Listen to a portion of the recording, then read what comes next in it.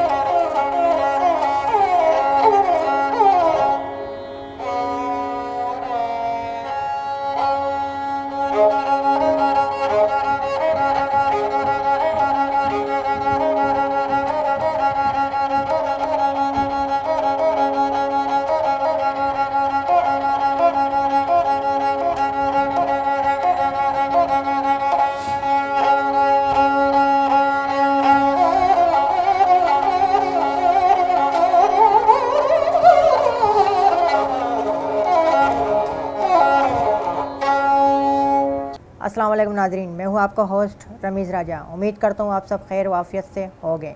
नाजरीन, आज हमारे साथ जो शख्सियत मौजूद है उनका ताल्लुक़ क्लासिकल म्यूज़िक इंडस्ट्री से है।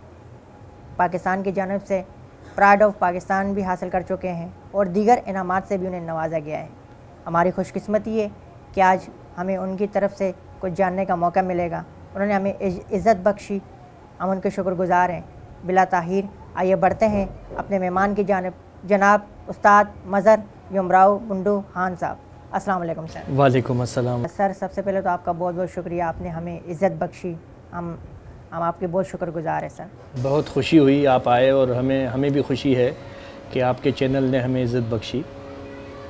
हम बहुत शुक्रगुज़ार हैं कि आप हमारे पास आए। सर, सबसे पहले तो हमें ये बताएं, ये जो आपके पास एक साज़ है, ये बहुत से लोगों ने नहीं देखा होगा। मैंने ख़ुद आज पहली बार आपके सामने देख रहा हूँ। तो सबसे पहले सर हमें इस साज़ के बारे में बताएं। देखें, ये इस सरंगी कहलाती है। मौजूदा दौर में इसको सरंगी कहते हैं और वैसे जो पुराने लोग थे इसको सौरंगी कहते थे। इसमें से 100 रंग निकलते हैं। अब ये सरंगी कहलाती है, तो सरंगी रिवाज पड़ गया इसका नाम। दूसरी बात ये है कि ये इंसान की आवाज़ के करीब तरीन है। मिसाल के तौर पे अगर हम आपका नाम लें, रमीज़ राजा साहब,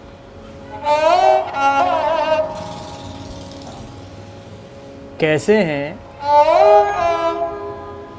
वाह भाई वाह, वाह भाई वाह, क्या कहने।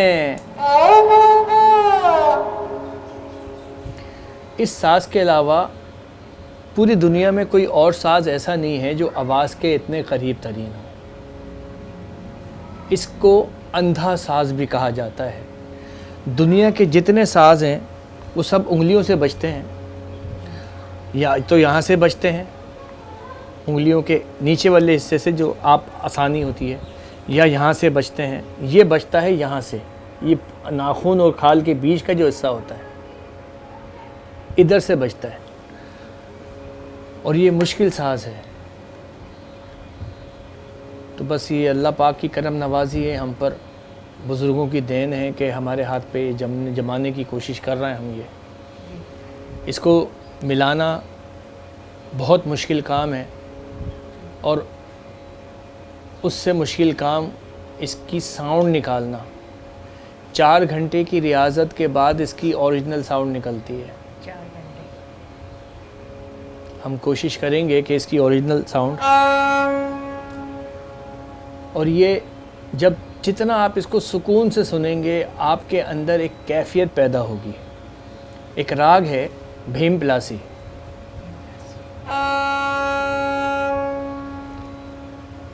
नी सा गा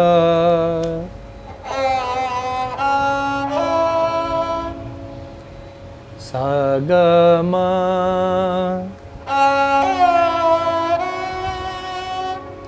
सा गा मा पा गा मा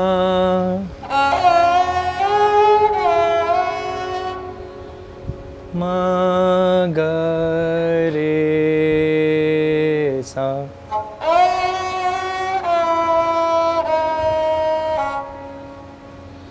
सा नि धा पा पा धा नि सा सा ग म ग म म ग म म ग म सा ग ग ग म म सा ग म प ग रे सा।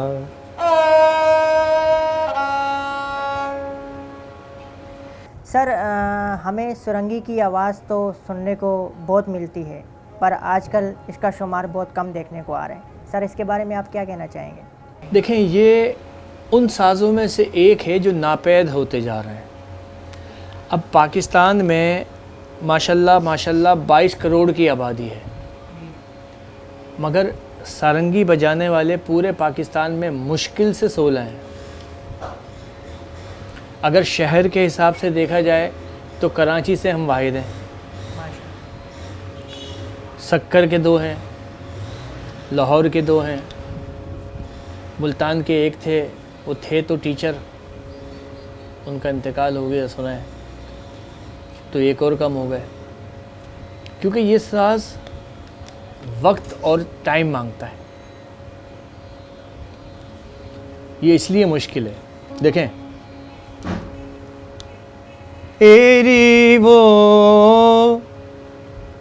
ना माने ढीटे लंगरवा।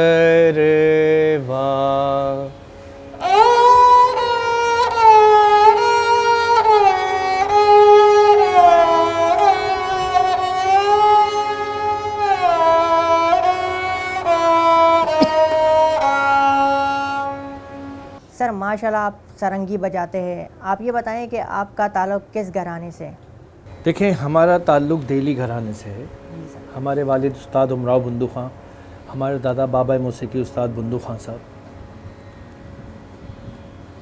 हमारे परनाना उस्ताद मोहम्मद ख़ां साहब। जब हिंदुस्तान से माइग्रेशन करके लोग आए तो 5 घराने आए, 5 या 6 घराने आए, जिसमें दिल्ली घराना, कव्वाल बच्चा, ग्वालियर घराना, पटियाला घराना, शाम 84 घराना, कराना घराना।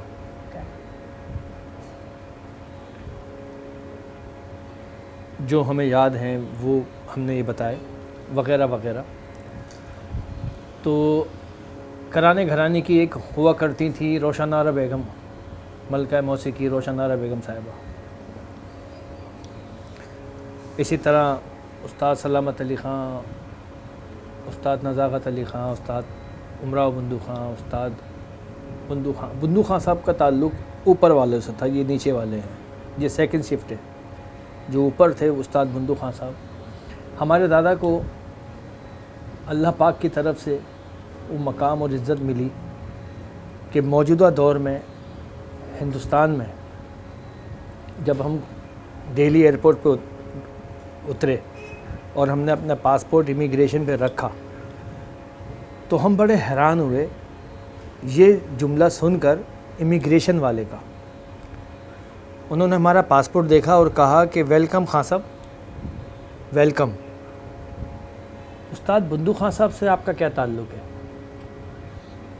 हम अचानक चौंके, पर हमारे लिए खुशी की बात थी। उस्ताद बुंदू ख़ां साहब का इंतकाल 1955 में हुआ, पाकिस्तान में हुआ, और 2012 में इमिग्रेशन वाला उस्ताद बुंदू ख़ां साहब को जानता। हिंदुस्तान के जितने बड़े बड़े सारंगी नवाज़ गुज़रे हैं, जितने बड़े बड़े सारंगी नवाज़ गुज़रे हैं मौजूदा दौर के, उस्ताद साबरी ख़ां साहब, पंडित राम कुमार, सुल्तान ख़ां साहब,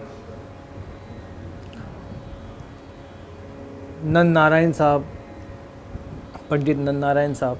उनसे पूछा गया कि आप सारंगी बजाते हैं और ये वो लोग हैं जो हिंदुस्तान के माने जाने पहचाने हैं। दुनिया के जाने पहचाने लोग हैं। इनसे पूछा गया कि आप बंदू खान साहब की सारंगी सुनी हुई है आपने, तो आप क्या पाते हैं?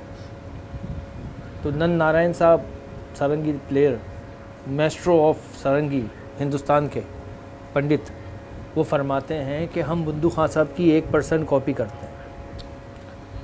उस्ताद साबरी खान साहब कह रहे हैं, मरहूम अल्लाह बख्शे, हमारी उनसे मुलाकात हुई। वो कह रहे हैं, मियाँ तुम्हारे दादा का अंग बजाना बड़ा मुश्किल था। बंदू खान साहब की हम, क्योंकि बंदू खान साहब ओरिजिनल गायकी बजाते थे।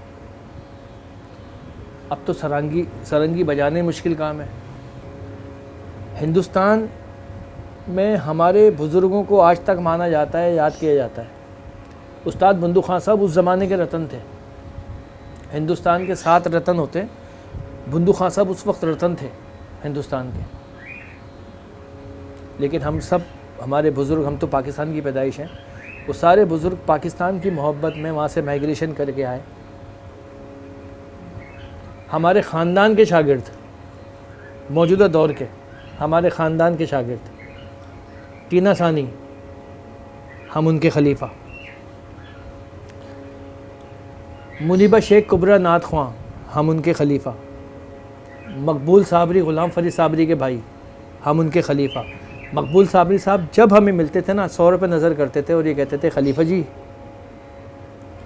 इकबाल बानो साहिबा हमारे ख़ानदान की शागिर्द, सुरैया मुल्तानीगर हमारे ख़ानदान की शागिर्द, निगा सीमा हमारे ख़ानदान की शागिर्द, आयरन परवीन हमारे ख़ानदान की शागिर्द, अख्तर हुसैन जो सारंगी बजाते हैं वो भी हमारे ख़ानदान के शागिर्द। तो ये हमें बड़ा फ़ख्र है इस बात पर कि अल्लाह ने हमें अच्छे ख़ानदान में पैदा किया। अब वो अलग बात है कि मौजूदा दौर में क्लासिकल को लोग नहीं मानते या नहीं गाना चाहते, तो वो उसको कोने में रख देते हैं, वो अलग बात है। माशाल्लाह सर, माशाल्लाह, आपने बिल्कुल दुरुस्त फरमाया। सर ये बताएं, आपके ख़्याल में पाकिस्तान में क्लासिकल मौसीकी का फ्यूचर क्या है? देखें, क्लासिकल कभी कमर्शलाइज नहीं हो सकता। आज से 200-300 साल पुराना चले जाएं आप, तो बादशाह जब कोई हुक्मनामा जारी करता था तो वो दागा जाता था। एक वो ढोल वाला होता था, ठीक है, वो धम धम करता हुआ चलता था आगे, और पीछे वाला बोलता हुआ जा रहा होता था कि हर आम, ख़ास और आम को ये इतला दी जाती है या मुतला किया जाता है। तो क्लासिकल मौसीकी ख़ास है, ये आम नहीं हो सकती, किसी हाल में आम नहीं हो सकती। हम इसकी एक मिसाल देते हैं। मिसाल इसकी ये है कि आपको हम 10,000 गज़ कपड़ा देते हैं, मगर उसका अर्ज़ 1 बालिश है, और इसके एवज़ हम आपको 7 मीटर कपड़ा देते हैं और उसका अर्ज़ 1.25 गज़ या 1.5 गज़ का है। तो आप वो जो 7 गज़ है ना, उससे तो शलवार कमीज़ या पजामा कुर्ता बना सकते हैं, लेकिन वो जो 10,000 मीटर कपड़ा है जिसका अर्ज़ खाली 1 बालिश है, वो रुमाल के अलावा कुछ और नहीं बना सकता। इसी तरह कमर्शियल मौसीकी जो है ना, वो 10,000 गज़ कपड़ा है, 10,000 गज़ कपड़ा है वो 7 गज़ कपड़ा नहीं है जिसका अर्ज़ बड़ा हो। और हम एक बात और कहते हैं, हमसे पूछा गया एक इंटरव्यू में कि खान साहब ये बताइए कि क्लासिकल मौसीकी और लाइट मौसीकी में क्या फ़र्क है? हमने कहा छोटा सा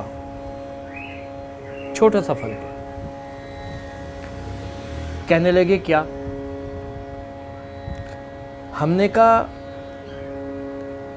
जो लाइट म्यूज़िक करते हैं वो समंदर में से एक कूज़ा भरते हैं,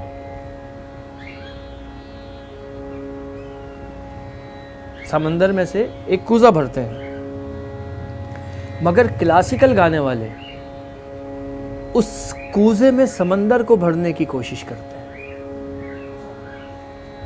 ये फ़र्क है। मैं तो लोगों से, बच्चों से, सबसे ये कहता हूँ कि अगर गाना सीखना है तो सीखो, क्योंकि गुरु बिन कैसे गुण गावे, गुरु ना हो तो गुण नहीं आवे। सब गुनियन में बेगुनी कहलावे, गुरु बिन कैसे गुण गावे।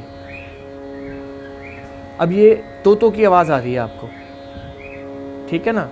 ये हमारा सुर है सा।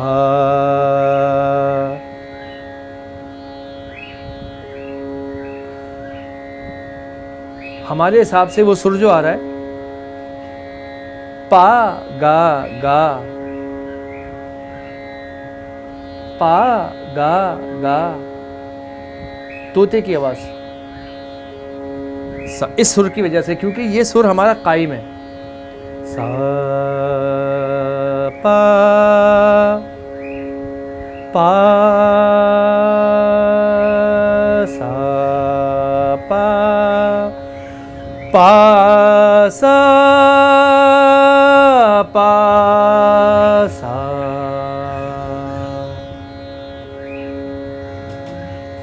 जिस तरह से इसकी एक मिसाल बुजुर्गों ने दी, अल्लाह पाक ने हज़रत आदम अलैहिस्सलाम की पसली से हज़रत अम्मा हव्वा अलैहिस्सलाम को पैदा किया। इसी तरह सुरों में सा में से पा निकला, सा में से पा निकला, इसलिए ये दो सुर कायम है। आपने सुना होगा कि 12 सुर हैं, तो 12 सुर कैसे हैं? कोई कहता है 7 सुर है, कोई कहता है 12 सुर हैं। तो 7 सुर जो कहते हैं वो एक वक्त के हैं, जैसे 2 दिन और रात को मिला के 24 घंटे होते हैं, एक दिन मुकम्मल होता है। इसी तरह 5 सुर रात के हैं और 5 सुर दिन के हैं, क्योंकि सा और पा तो कायम है तो 12 हो गए। सा पा कायम है तो 12 हो गए। सा, अब सा रे रे गा गा मा मा पा दा दा नी नी सा नी नी दा दा पा मा मा गा गा रे रे सा।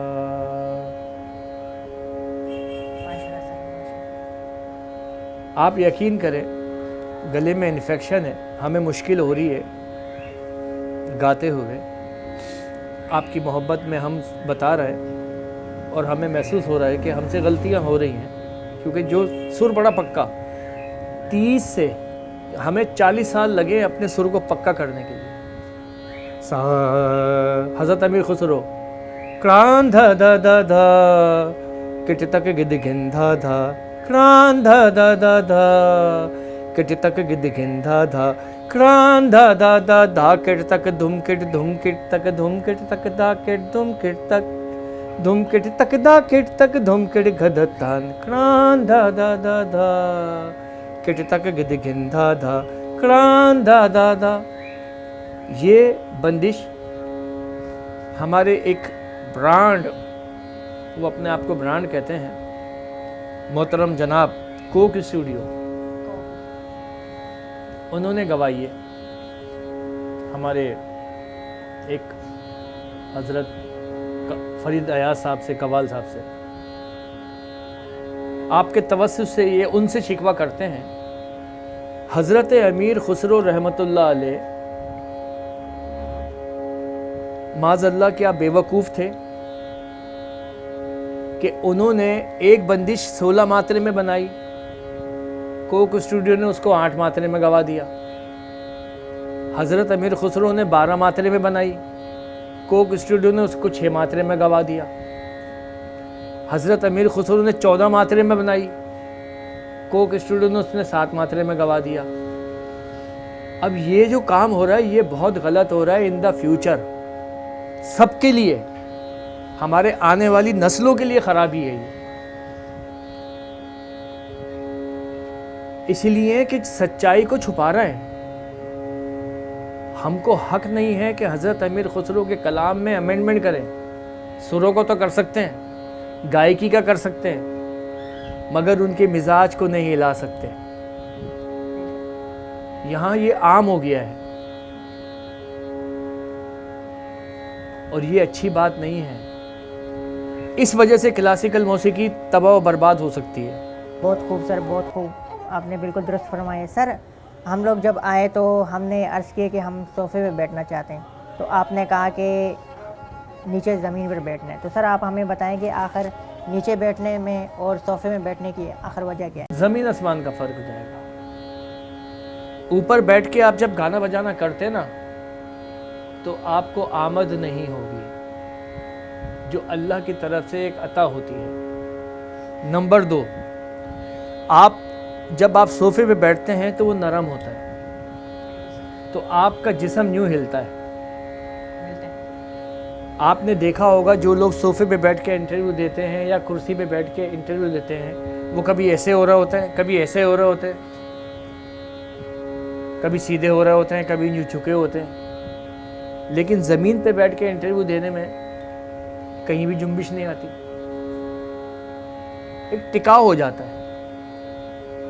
और ज़मीन पे बैठ के इंटरव्यू देने में या मौसीकी को परवान चढ़ाने में आसानी यह है कि इंसान को ये एहसास रहता है कि मैं अपनी औकात में बैठा हूँ। बहुत खूब सर, आपने बिल्कुल दुरुस्त फरमाया। सर जो लोग सारंगी से मोहब्बत रखते हैं और जो लोग सारंगी सीखना चाहते हैं, उनके लिए ऐसा क्या प्लेटफॉर्म है? सर हमने इस बारे में डीजी कल्चर साहब से दरख्वास्त की थी कि आप हमें हायर करें, हम बच्चों को फ़ी सबीलिल्लाह सिखाएंगे। आप बच्चों से पेमेंट डालें, उनको सिर्फ सिखवाएं, तो बच्चे सीख जाएंगे। हमारे यहाँ अहमद शाह साहब से बात हुई हमारी आर्ट्स काउंसिल के, उन्होंने कहा कि बेशक यह हकीकत है और हम आपका वजीफ़ा बांधते हैं। अहमद शाह साहब ने कहा हम आपका वजीफ़ा बांधते हैं और आप बच्चों को सिखाएं। तो अभी ये बात हुई है, हमने अहमद शाह साहब से दरख्वास्त की और उन्होंने उसको लब्बैक कहा। उन्होंने कहा कि नहीं बिल्कुल। हमने कहा जी जो नापैद होते जा रहे हैं इंस्ट्रूमेंट, मिसाल के तौर पे सारंगी, मिसाल के तौर पे बांसुरी, मिसाल के तौर पे सरोद, मिसाल के तौर पे संतूर, मिसाल के तौर पे पखावज, मिसाल के तौर पे मृदन,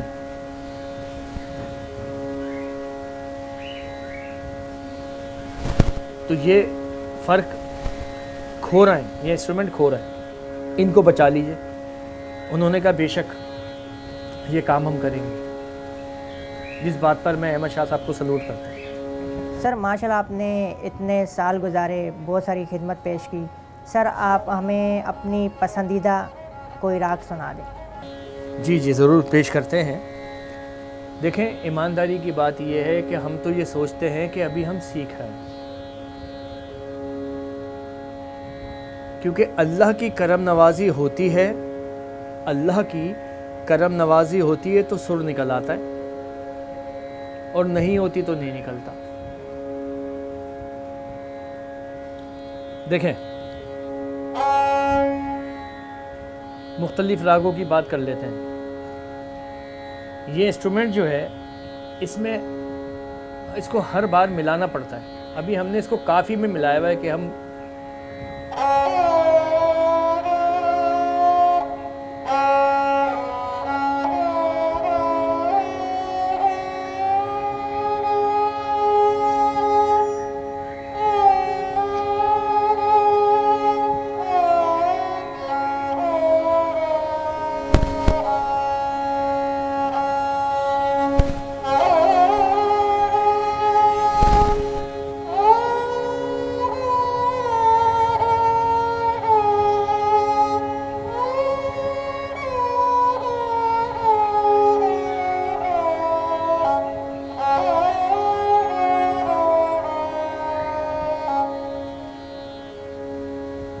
राग भीम लासी में मिलाया हुआ है हमने इसको।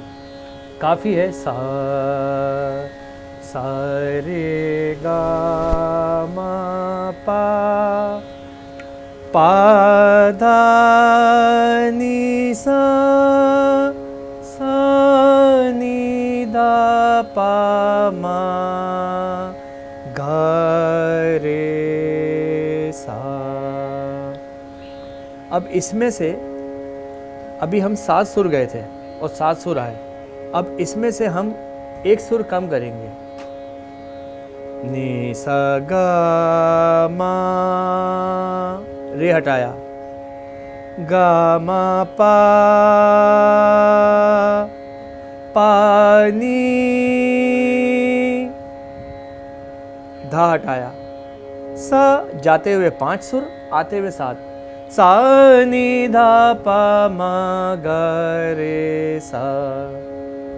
इसमें बड़ा मशहूर गाना है, जिंदगी में तो सभी प्यार किया करते हैं।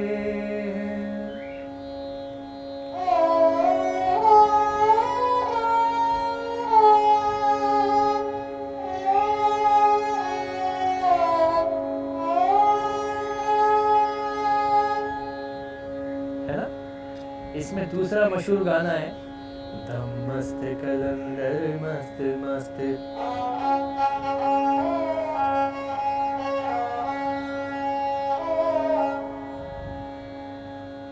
इसकी बंदिश हमें बहुत पसंद है। एरी वो ना माने ढीटे लंगर वा दुख वा मैं कासे कहूँ रे। एरी वो ना माने ढीठ पैया परत हूँ पैया।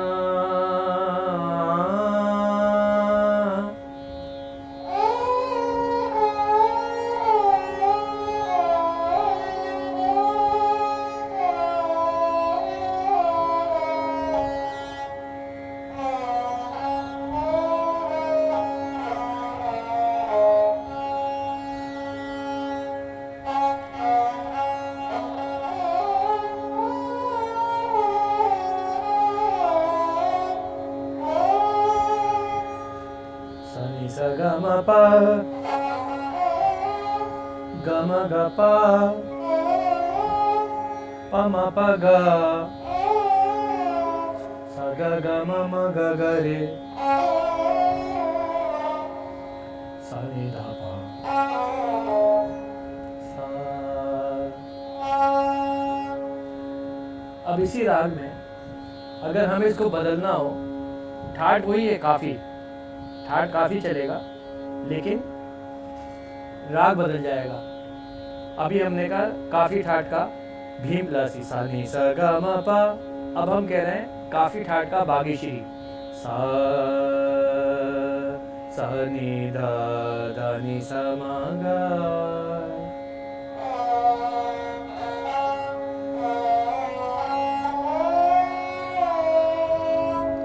सा ग म धा।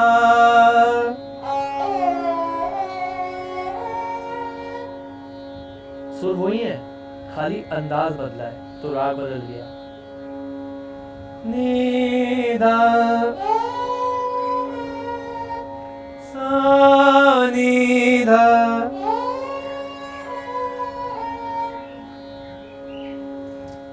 बागेश्वरी हो गया। अब इसी राग इसी ठाट में सुर बदलेंगे और राग बदल जाएगा, राग पीले हो जाएगा।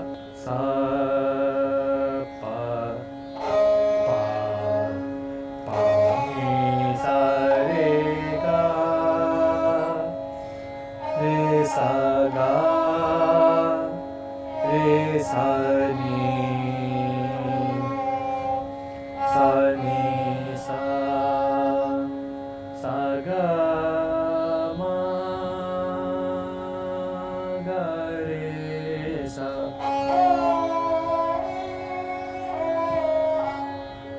नी सा रे म पा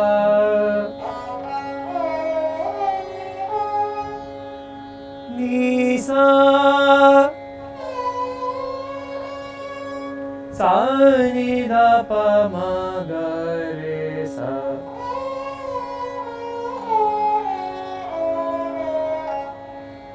अब इस राग में बहुत सारे गाने हैं, पाकिस्तानी, हिंदुस्तानी। माशाल्लाह सर, बहुत बहुत शुक्रिया सर, आपने हमें वक्त दिया, हमें इज़्ज़त बख्शी, हम आपके शुक्रगुज़ार हैं। मैं आपका शुक्रगुज़ार हूँ और मुझे बहुत खुशी हुई है रमीज़ राजा साहब आपको देखकर।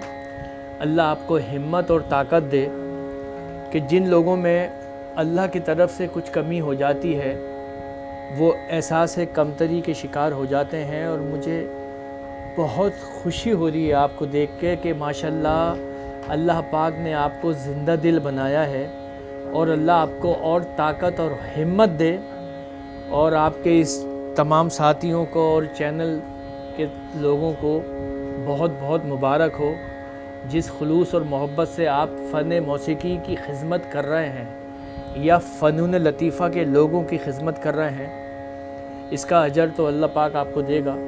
और अल्लाह पाक आपका मकाम बनाए, आपका नाम बनाए, आप लोगों को इज़्ज़त और वक़ार से अल्लाह पाक हमकिनार करे। आमीन अल्लाह। सर आखिर में जाते जाते आप जो म्यूज़िक क्लासिकल से जो मोहब्बत रखते हैं, जो सरंगी से मोहब्बत रखते हैं, आप उनके बारे में कुछ मैसेज देना चाहें? हाँ, हम उनसे ये कहना चाहेंगे कि जो बच्चे भी हमारे नई जनरेशन के बच्चे शौक रखते हैं मौसीकी का, हमारी उनसे दरख्वास्त है कि आप सब लोग मौसीकी सीखें। इससे आपको एक राज की बात बता रहे हैं कि आपके अंदर अदब व अदाब का अंसर बढ़ेगा, तहज़ीब तमीज़ आपके अंदर बढ़ेगी और ईमानदारी की बात यह है कि रूहानियत भी बढ़ेगी। क्योंकि सुर सिर्फ अल्लाह को पता, ना सुर दिखता है ना रूह दिखती है। और लोगों की मिसाल है कि रूह की ग़िज़ा मौसीकी।